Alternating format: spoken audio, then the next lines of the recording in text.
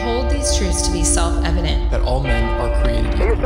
As a member of Congress, I get to have a lot of really interesting people in the office. Experts on what they're talking about. This is the podcast for insights into the issues. China, bioterrorism, Medicare for all. In-depth discussions. Breaking it down into simple terms. We hold these truths. We hold these truths. With Dan Crenshaw. The Eagle has landed. Welcome, everyone. We are going to start off today with a very timely topic, the topic of Iran. I have with me Dr. Ray Takeyh. I said that right, correct? That's right. Dr. Ray Takeyh. He is a senior fellow for Middle East Studies at the Council on Foreign Relations, specializes in Iran. He is Iranian and specializes in political reform in the Middle East and Islamist movements and parties. Before joining the Council on Foreign Relations, you were a senior advisor on Iran at the State Department and a fellow at the Washington Institute for Near East Policy.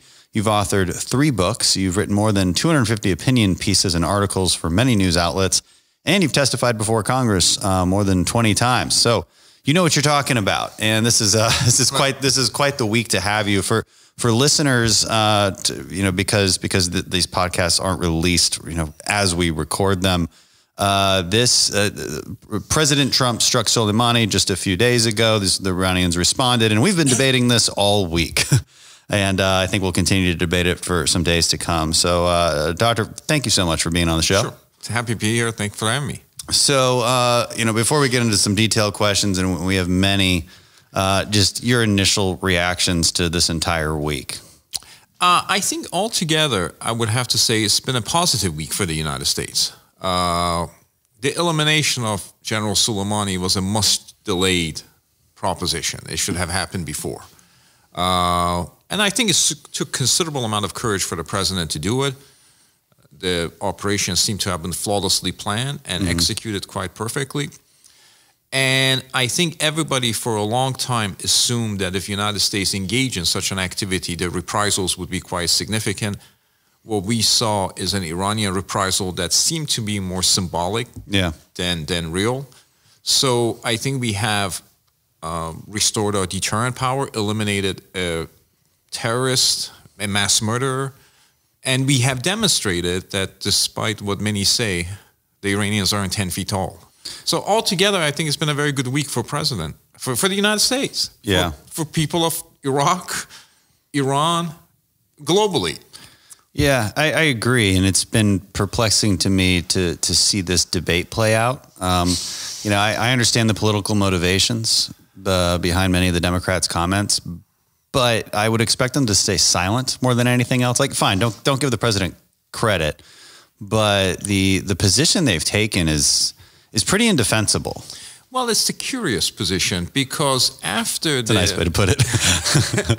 After the Iranian attack against the Saudi oil installation, many people across the political spectrum said that president was wrong not to respond. Many Democrats said that. Yeah.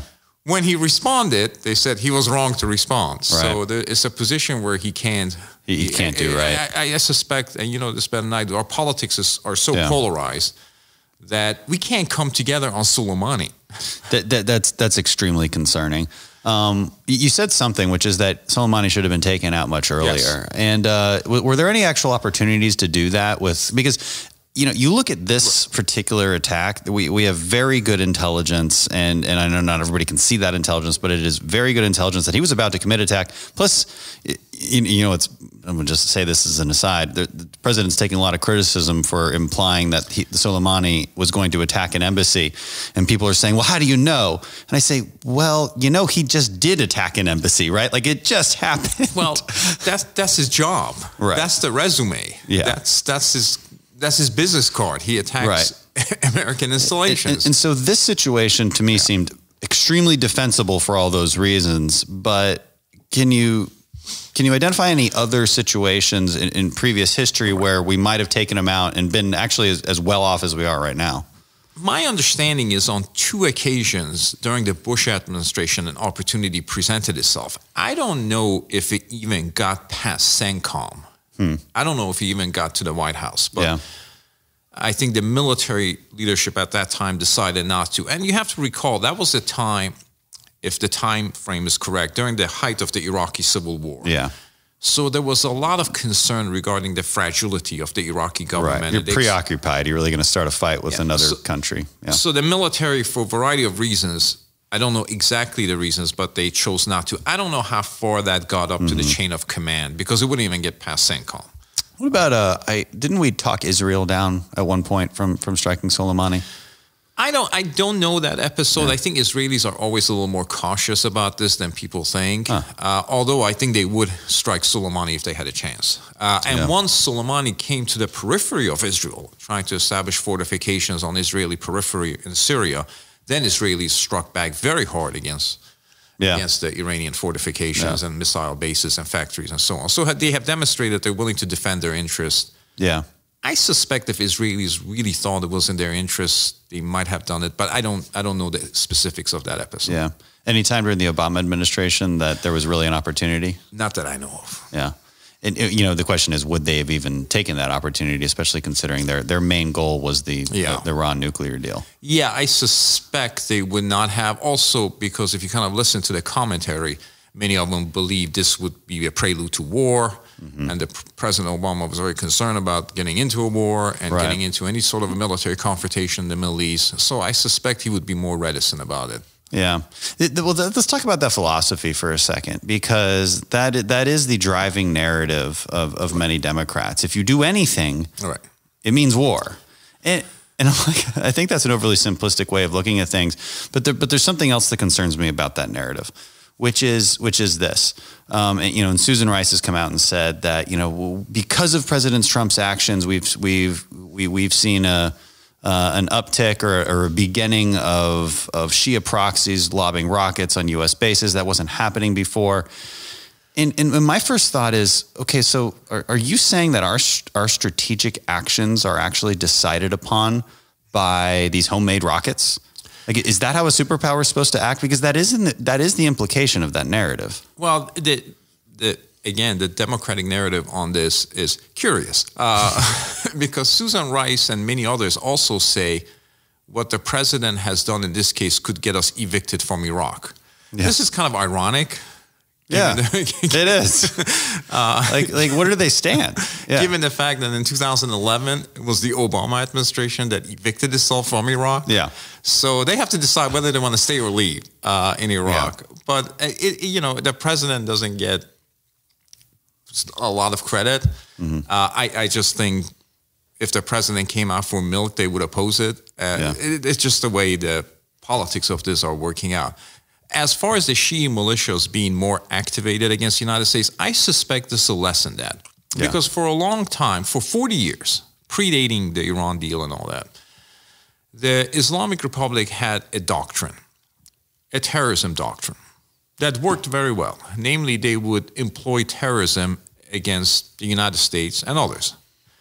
But so long as that terrorism was done by surrogate and proxies, then they would shield themselves from retaliation. Yeah. Even when it was obvious who was behind it. Everybody knows who was behind the 1983 bombing of the Marine barrack in Lebanon. Everybody knew that. Yeah. It was executed by Hezbollah.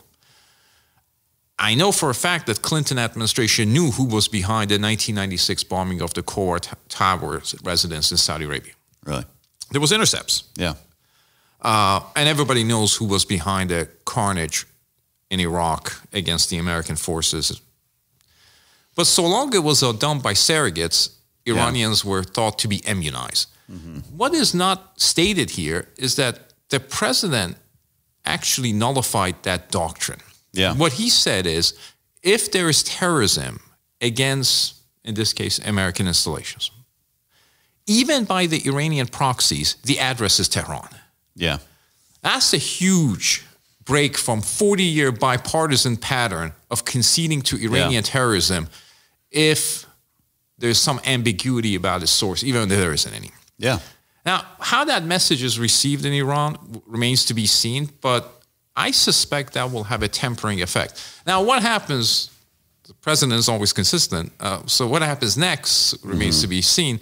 But I think that in of itself is something that people have not sufficiently paid attention to, because it's the disruption of a 40-year bipartisan pattern, I have to say.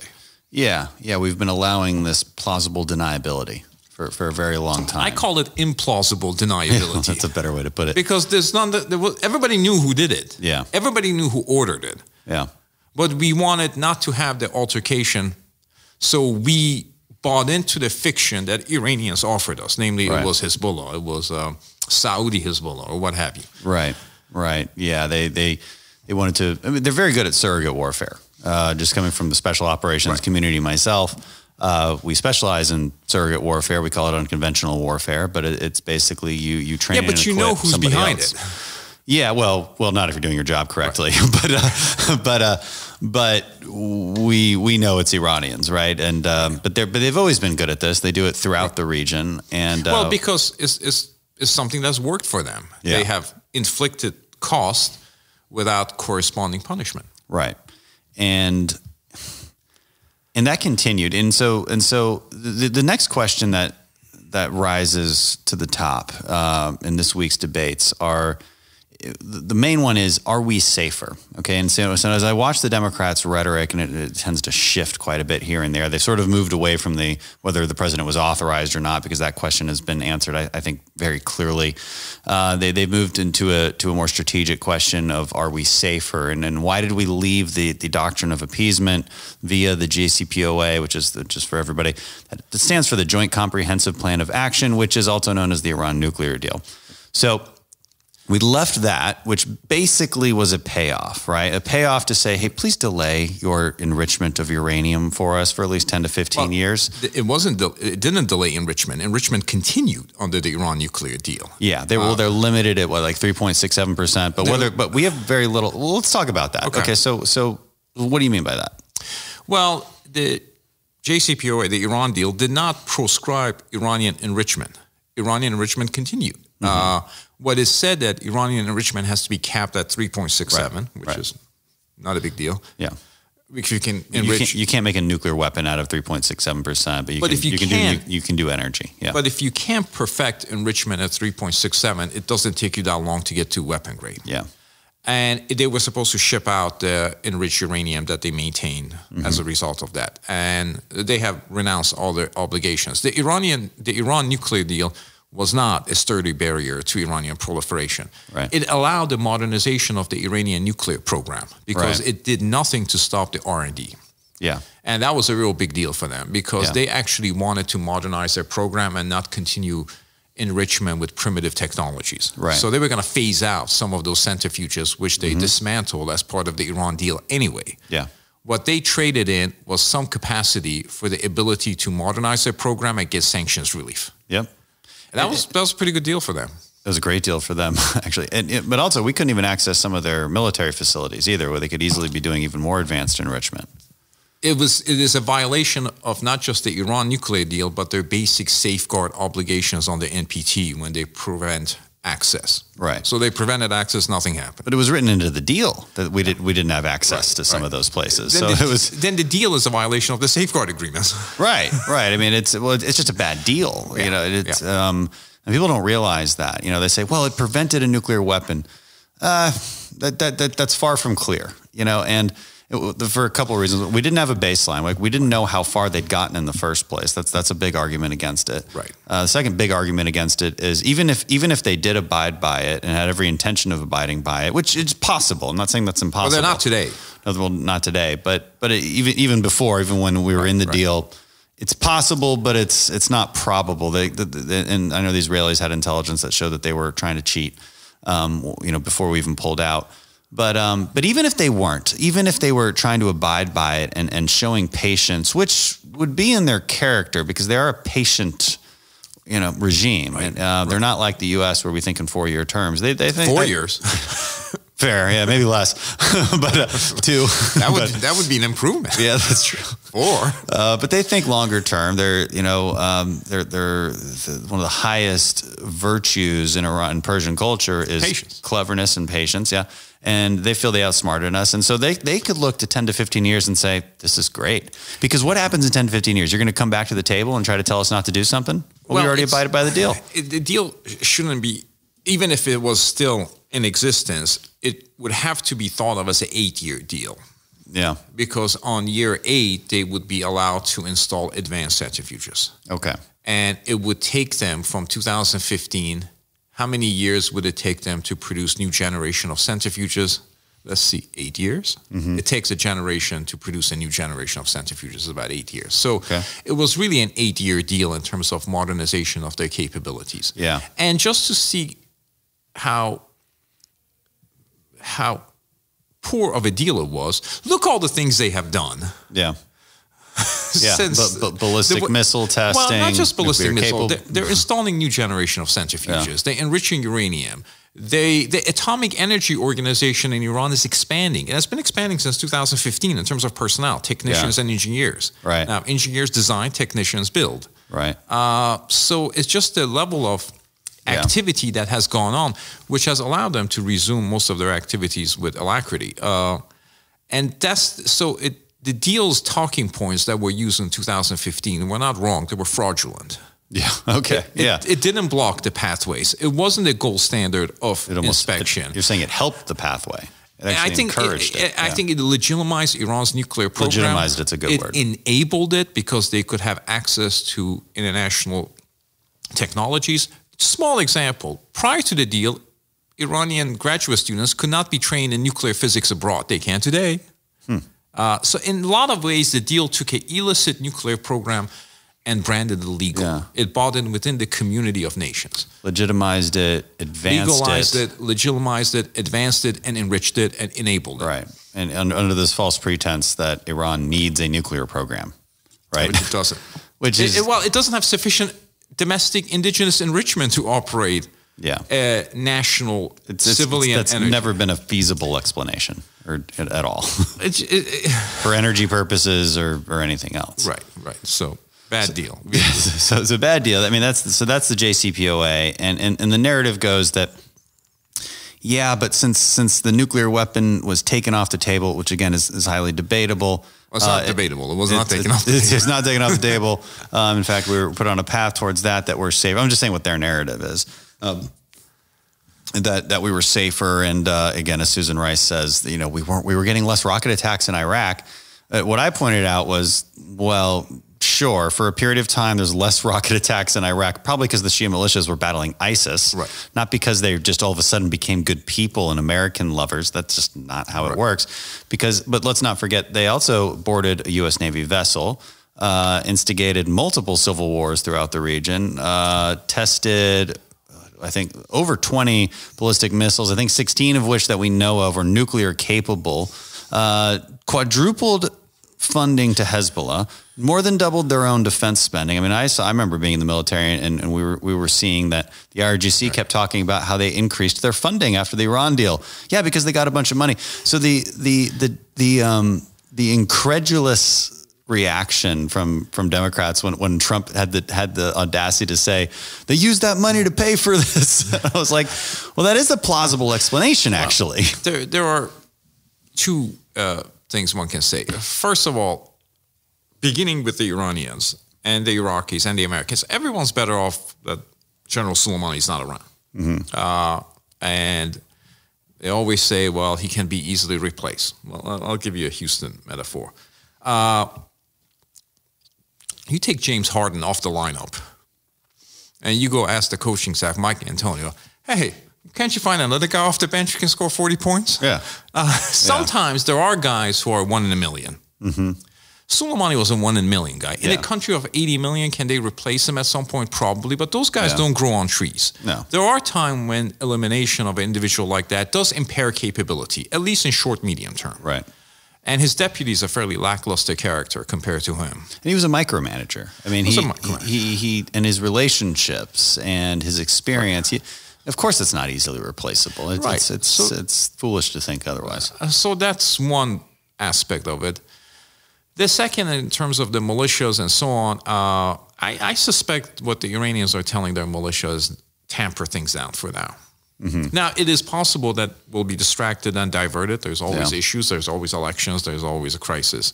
And the problem with our policy potentially is absence of discipline. Yeah. That's what. Yeah. The inability to set those red lines and keep those red lines, which is often. And sustain them right. across time. which is that is a marker of U.S. foreign policy, that it's not consistent enough. Well, it's becoming more inconsistent because it's becoming a function of our domestic political polarization. Right.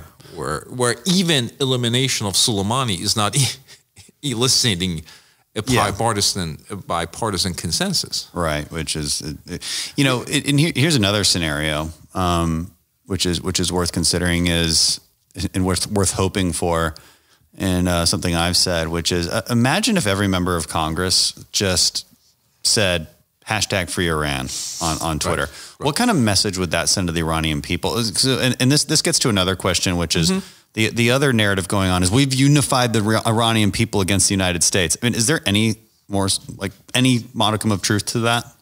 Not that I can think of. What do you know? Are you from there?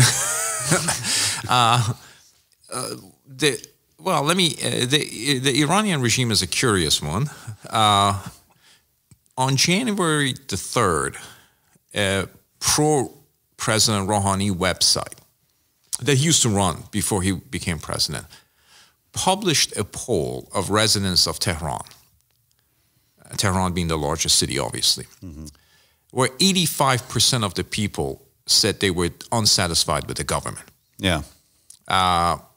Poverty, repression, corruption. We just had protests in Iran after the fuel subsidies were withdrawn because of budgetary things. So basically, they have the same approval rating as Congress. Lower maybe, but I will say one thing: upwards of 1,500 people were massacred. Yeah. In the November uprising. If I was a parent of one of those 1,500, I would be appalled that I'm not allowed to have a public memorial for my dead son, but we're going to have a 3-day commemoration for General Soleimani. Yeah. I would be appalled by that. They can't have a funeral? No, the regime is trying to stop that. Wow. Oh, because that would, of course, remind everybody that these people were killed by the regime. In a Shia religious rituals, you bury the dead, you commemorate them 40 days later, so it will be ongoing. Sort of a commemoration for a while. And all those commemorations will become politicized and generate their protests. Also, the people who were killed in November were the poor and the working classes. Yeah. They were thought to be the regime's last mainstay. The regime doesn't have support among the middle classes, certainly not the upper classes. The working poor, because they were the ones in whose name the revolution was waged in 1979, the oppressed. Yeah, as they always are. They're the ones who were tied to the government to some extent by patronage and welfare state, which has been shredded because the regime doesn't have the budgetary. So what we have seen in December 2017 and 18, that period, and in November 2019, is a different kind of a revolt. It's the revolt of the poor. Really? So that means the regime has no constituency other than security services. That's interesting. The corruption of the regime is particularly galling to many people because it's the corruption of the religious classes. Yeah. Those who talk about piety and sacrifice and that sort of honor are deeply corrupt. The class divisions are becoming quite provocative. During the time of poverty, at some point, there were more BMWs in Tehran than in Berlin. Wow. Somebody was getting rich. So the regime is in deep domestic trouble. That's one. So I don't see how this attack helps. If you're poor, if you're disenfranchised, if you're disaffected, the death of one of the security service icons isn't going to endear you to them. Right. And also, the other thing to remember is that people talk about nationalism, that this has generated nationalism. The Supreme Leader Ali Khamenei has denounced nationalism for 40 years. He thinks nationalism is a Western disease. You and I are all Muslims. He says Persian nationalism, Arab nationalism, Turkish nationalism is wrong. We are all Muslims. This is why they're so expansionist. Yeah. Well, I guess that makes sense if it's the Islamic revolution. He never calls it the Iranian revolution. He's not a nationalist. He's a pan-Islamist. Yeah. When the president talked about cultural sites, the first people that tried to blow up cultural sites were the Iranian revolutionary mullahs in 1979. Because they view that as a relic of pre-Islamic Persian past. Yeah. As decadent. So I don't think this redounds to the regime's advantage. As a matter of fact, I think it'll redound to its disadvantage, because now most of the Iranian people don't want to have a war with the United States. Right. They understand the costs. So the regime that is so aggressive in the region is not necessarily consistent with their foreign policy orientation to the extent that can be deciphered. What kind of access to information do the Iranian people have at this point? I think we can always do better on that front. The information today is fairly porous because of penetration of social media. Okay. So can they see what I'm saying on social media? Is that possible at all? If you can get it up and get it some translation and put it on BBC, yeah, or elsewhere. Well, let's say they speak English. Like, yeah. Are they seeing any? Do they have what kind of access? If you're in Tehran right now, what can you go on Facebook and see anybody's profile? How does that?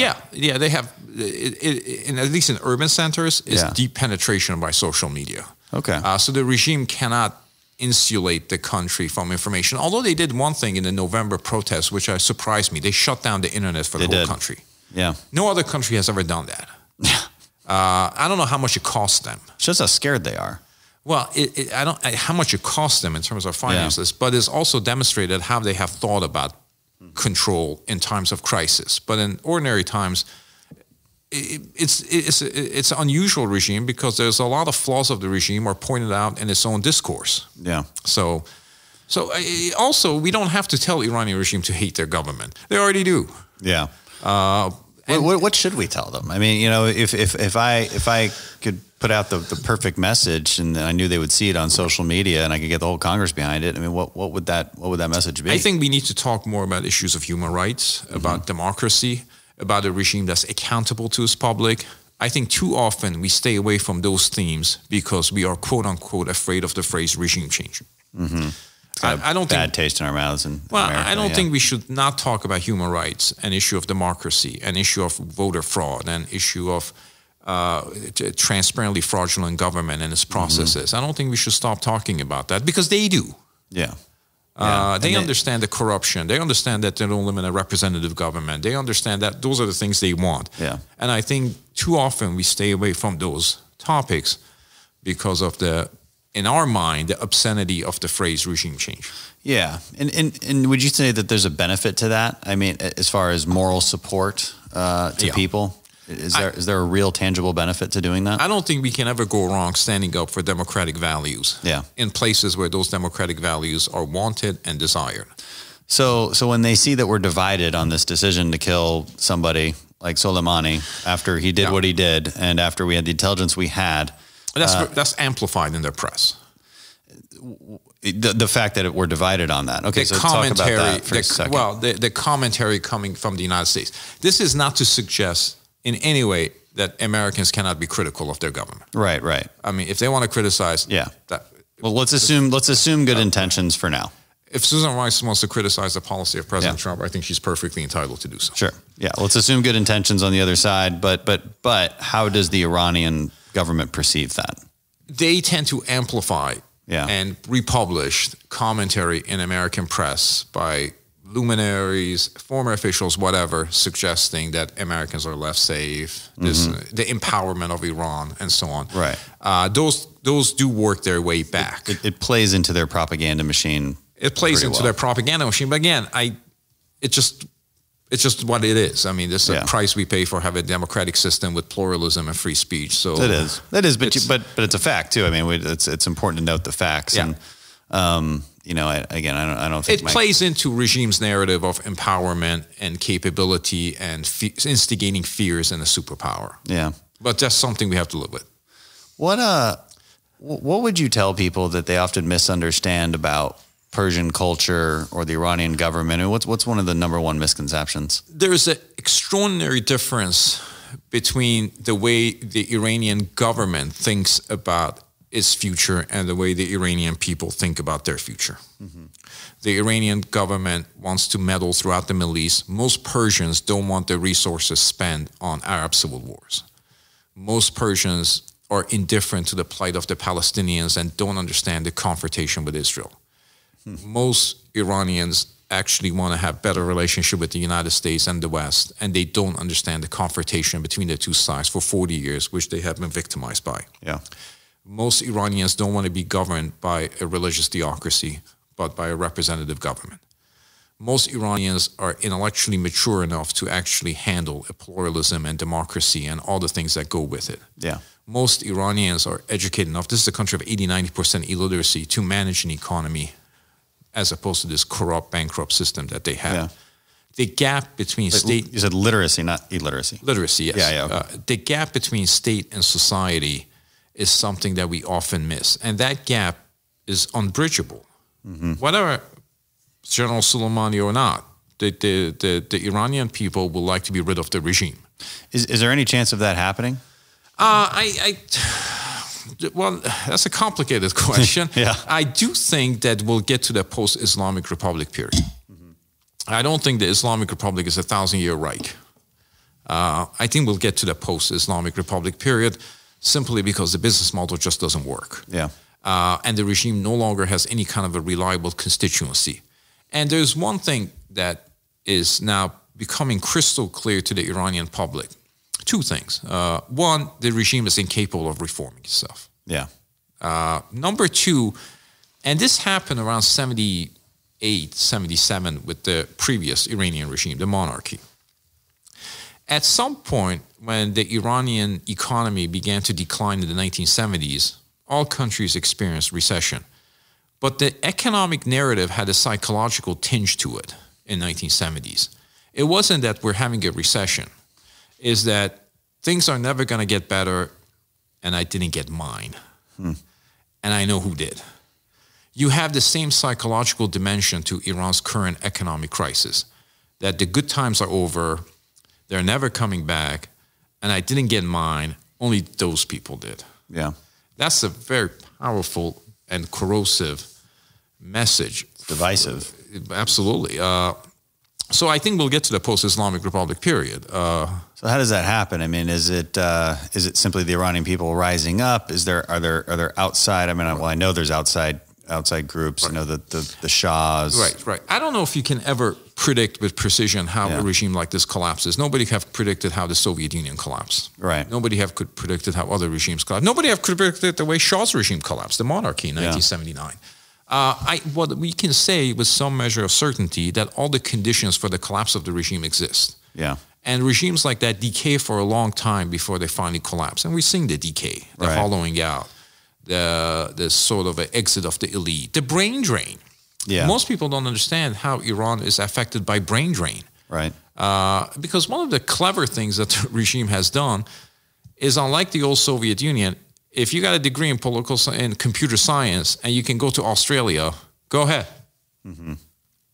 That removes an explosive political problem, but it also creates a whole set of other economic and problems as well. So one of the ways they have managed their political situation is by allowing people to leave. Yeah. Just Iranian American communities, Iranian American communities here. There's an Iranian community in Japan. Right. India, Australia, Canada, all over Europe. Yeah. It's not healthy for the future of a state, a future of a government, for the best and the brightest to leave. Well, let me ask you about the structure of the government real quick. I mean, so there's a parliament, there's a president, there's a supreme leader, there's the IRGC. How does that work? I mean, who really is in control? Gridlock. Yeah. It just can't pass legislation. Yeah. The parliament is a venerable place because of a history of parliament going back to early 20th century. And so it's part of a constitutional revolution and so on. The president does command considerable authority because he oversees the bureaucracy and has some leeway on foreign policy, as you saw with the Iran nuclear negotiations. The military, there's a Supreme National Security Council that features all the leadership that is chaired by the president, the Speaker of the Parliament. So there's this sort of a communal system that comes together in times of crisis, or tries to. There's a lot of internal divisions today in the system. Yeah. They just can't agree on things. particularly the question that divides the elite today, the political elite, the Islamic Republic elite, is a question of what ails our economy. Yeah. What is the cause of our economic decline? That's actually an issue that's being debated. And the Supreme Leader's idea is what he calls economic resistance, namely that we develop internal markets, we develop local markets, and not rely on the West. And on the other hand, President Rouhani's idea was to get commerce from Europe and so on. So principal question that divides the elite now is what ails our economy. And that, by definition, is a political issue. Yeah. It's a foreign relations issue. So, and some people are saying some intelligent things, namely that not all our problems economically have to do with sanctions. Mm-hmm. A lot of mismanagement. They do have an anti-corruption campaign going. Really? But given the fact that everybody's corrupt, any anti-corruption campaign is going to be selective. Yeah. And it's going to be selective based upon political prejudice. So they do recognize the problems, but the problem that they have is they can't solve them. It's not that they don't understand their problems, but they just can't reform themselves. Does the Supreme Leader, though, have final say over effectively every policy? So there's a lot that's debated underneath that, but for the most part, it's he can reverse just about anything. There's no... He's got power to reverse elections, nullify them if he chooses. He's a commander of the armed forces. He has 2 representatives at the Supreme National Security Council. Right. He is the final say. I mean, the word supreme does have... Yeah, that does mean something. It does mean something. A lot of people say Soleimani was the heir to that title. Is that any truth to that? No, I don't think so. Soleimani was a commander of a specific segment of the Revolutionary Guards that was responsible for Iran's activity beyond its borders. I don't think he was... There is a succession crisis looming. Mm-hmm. Ali Khamenei is 80 years old. They're trying to groom somebody to be his successor. It's entirely, at this particular point, the regime does not have sufficient internal consensus to manage a succession crisis. Oh, interesting. I wonder if that's the tipping point. That's one of the tipping points, because whatever his flaws, Ali Khamenei is the glue that holds the system together. Yeah. And they are actually trying to groom a successor to him, who's the head of the head of the judiciary now, Ibrahim Raisi. Yeah. He's got good credentials for the job. He's a mass murderer. Yeah. He sanctions all kinds of... That's probably a checkbox you have to check. For a regime that's potentially hitting turbulence, having some guy who's willing to pull the trigger or provide religious sanctions for killing.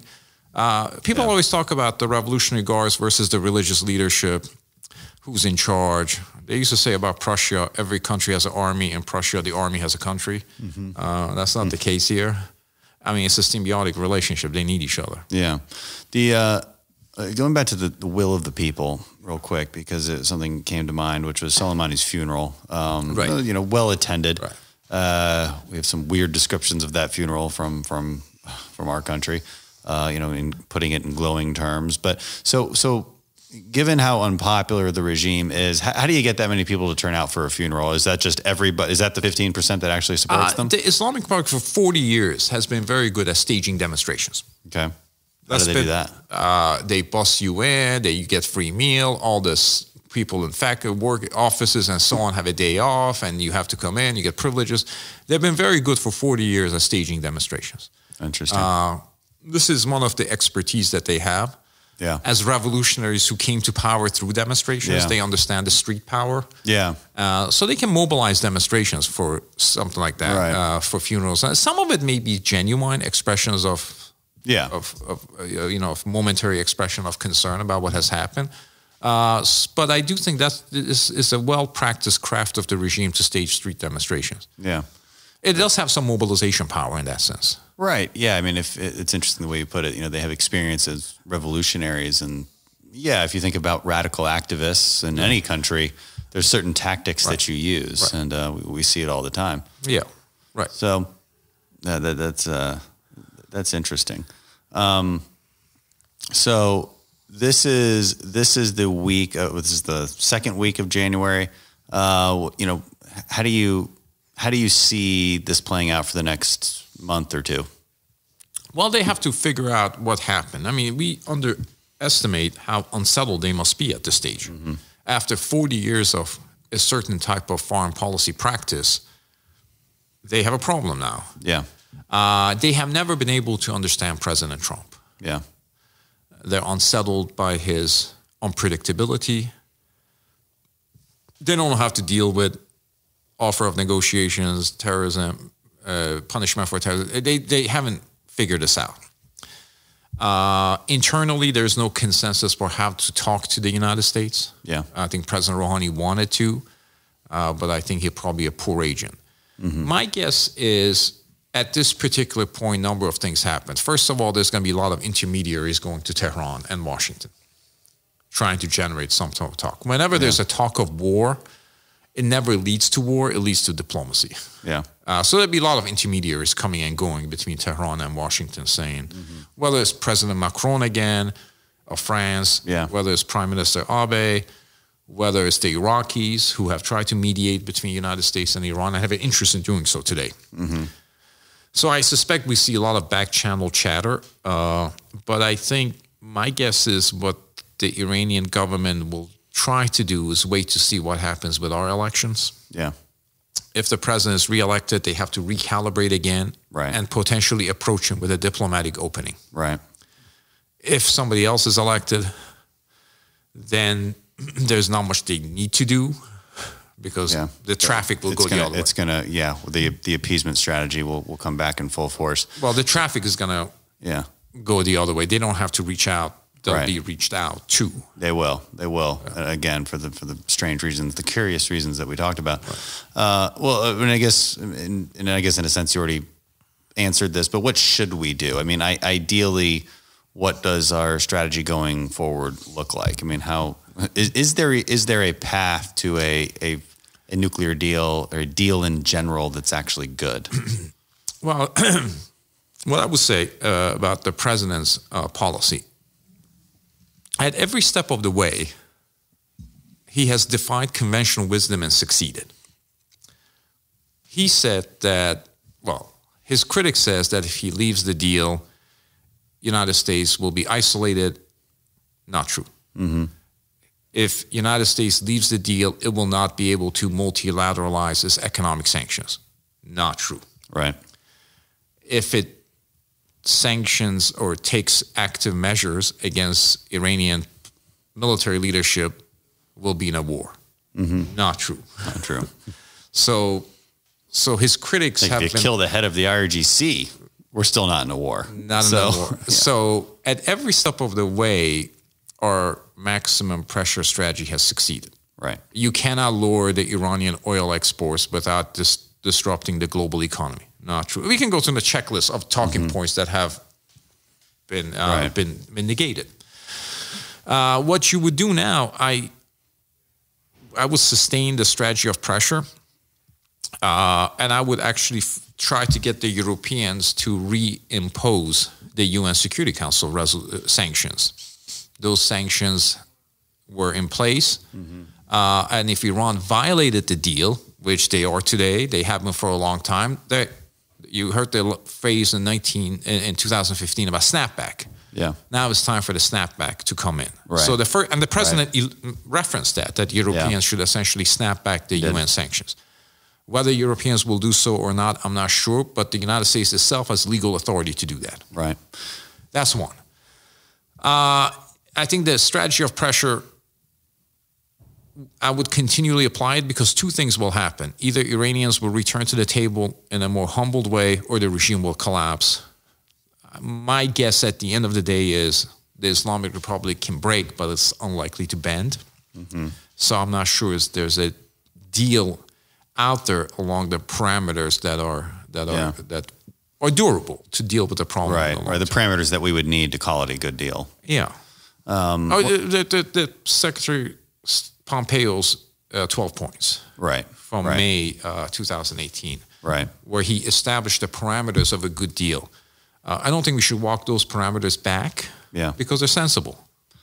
Last question is Iran's neighbor, Iraq, and the growing Iranian influence there. What do we do about the Shia leaders in Iraq that are fully in the pocket and fully in the interest of Iran instead of the Iraqis? Other people can speak about this more intelligently than I can. I never believed that Iraqis want to be dominated by the Iranians. Mm-hmm. And you saw the demonstrations that had taken place. Yep. Those demonstrations were very important because it was Shiis revolting against a Shi'i government sponsored by a Shi'i nation across the street, across the boundaries. I think there's a great deal of estrangement between Iranian clerical community and the Iraqi clerical community. Because what the Iranian clerical community wants to do is colonize the Iraqi clerical community and make it subordinate. Right. So there's a lot of inner Shi'i religious tension. The fact that Iranians are using Iraqi territory as a segue to their grand imperial project. Yeah. The fact that they're using Iraqi territory to smuggle and get around sanctions. The fact that Iraqi corruption is attributed to them. The fact that they're corrupting the Iraqi politics. This has generated a considerable degree of resentment against Iran by the Iraqis themselves. You would think we could take advantage of that. Yeah, you would think, and I assume you believe that we should stick it out and not leave Iraq. I don't believe we're about to leave. I don't think so either. Although they did they requested that we send diplomats over to begin the withdrawal, but we'll see how that actually turns out. How much of that do you think is a show of? Well, to be fair, Iraqis are in a very difficult position. Yeah. Because they don't want to be the playground or the venue of U.S.-Iran confrontation. Right. And I can see that point. Yeah. They have tried to maintain a relationship with Iran and maintain a relationship with the United States and maybe even mediate between the two. Mm-hmm. They're in a position where they're subject to extraordinary degree of pressure from the Iranians and penetration, and they're not entirely certain about American intentions. Yeah, it's one of those things. If you know that America's attention span is a little bit short, then it's harder to put faith in that relationship. And the Kurds, unfortunately, recently found that out. Yeah. And that's a problem we have with the inconsistency that you mentioned. So we'll see how that turns out. Maybe by the time people hear this podcast, there'll be a few more answers to that question.